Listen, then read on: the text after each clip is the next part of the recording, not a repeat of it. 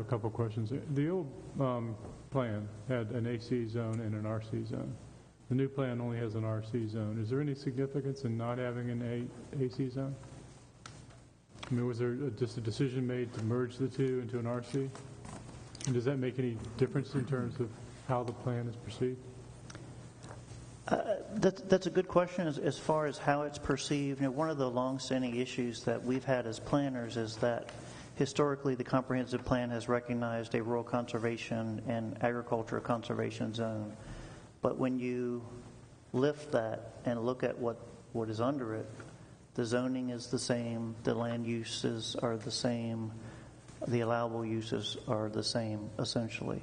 So it seemed confusing to have two different land use categories when they really, at the end of the day, were the same type of use. So we thought that it made more sense to have one conservation zoning district.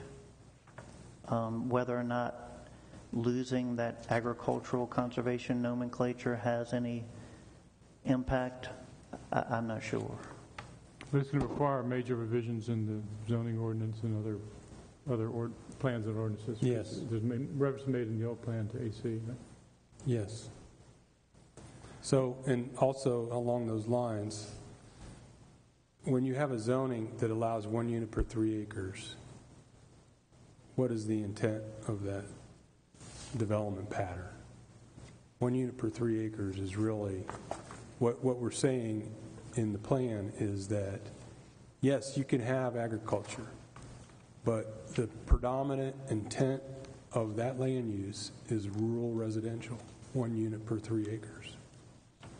Okay, if it was the other way around, if we got rid of rural conservation and had agriculture conservation, the primary intent would be agriculture.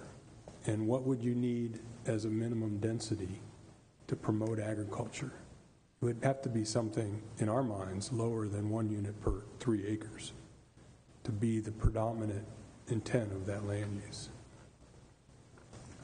Well, the density is going to be 1 and 3, but in reality, because it's in Tier 4, those densities are never going to be realized. Correct? Depends on the size of the property.